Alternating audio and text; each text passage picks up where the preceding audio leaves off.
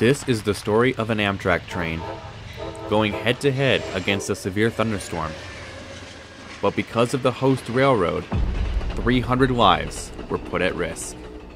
This is the story of the Kingman train derailment.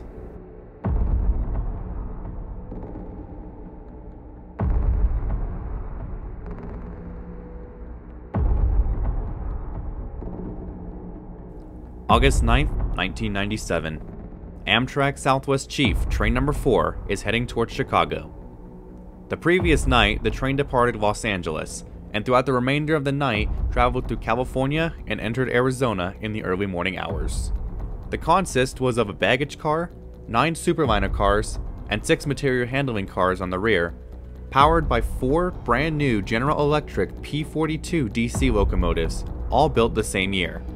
Leading the train was locomotive number 47, followed by 50, 80, and 52. On board the train were 294 passengers and 18 crew members. Around 5 a.m., the train makes a stop in Kingman, Arizona. Here, passengers would get on and off, and also a new crew would be getting on, taking the train east towards Albuquerque.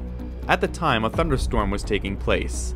Despite numerous flash flood warnings in the area, the Southwest Chief pressed on, and just a few miles out of town, the train had already reached its top speed of 90 miles per hour. Then out of nowhere, the crew in the cab noticed something wrong with the track ahead, and immediately the train is thrown into emergency. But because of the speed and distance that they had, they were way too close to stop.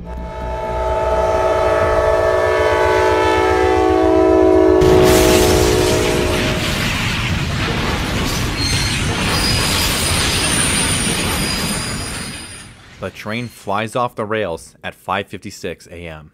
Cars scatter across the double-track main line. All the locomotives separate from one another and continue onwards. Everyone is now in a state of both panic and confusion as to why their train just derailed out of nowhere. When emergency response teams arrive, they find that all 312 passengers and crew were accounted for. Everyone made it out alive. But now there's the question of what exactly happened. Why did this train fly off the tracks? It might seem pretty straightforward. There was a severe thunderstorm that produced a flash flood. That flood was powerful enough to weaken the bridge, and when the train crossed, the bridge simply just could not support the train. However, the National Transportation Safety Board blamed the Burlington Northern Santa Fe Railway. Hours before the crash, when flash flood warnings first went into effect, a track supervisor was sent to inspect the track and bridges east of Kingman. One of those was the bridge the train derailed on. The supervisor noted a lot of water, but nothing wrong with the bridge. Even a freight train that passed by moments before the Southwest Chief did also noted no problems with the bridge. But it was later found out that the supervisor was not properly trained to inspect bridges. Many bridges in the area were equipped with high water detectors. When water gets to the detector, it shorts out the track circuit and changes any signal in the area to red. This bridge, however, did not have one installed, as at that time they were not required to be on every bridge, BNSF stating that they were only installed on ones that have had a previous history of high water. There was also a problem with the bridge itself. The wooden supports holding it were inadequately protected and foundations were pretty shallow. And in 1976, the bridge was fitted with an unreinforced concrete crosswell to mitigate scoring and erosion by allowing silt to accumulate around the mudsills. But on the morning of the derailment, there was too much water and the crosswall wasn't well secured. The erosion built up and the structure failed.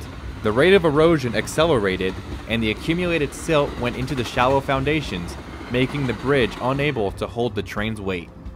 In addition, there were no speed restrictions in place despite numerous flash flood warnings in the area. Had there been one, the crew would have seen the unusual track alignment. They could have stopped the train with no problem, and the derailment would have never happened.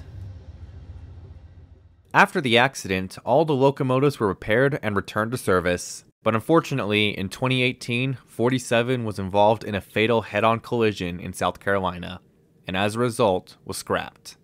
52 and 80, as of July 2023, are currently in storage at Beech Grove, Indiana. 50, on the other hand, is still out there roaming the rails today, and, interestingly, only a few months ago, was back on the Southwest Chief.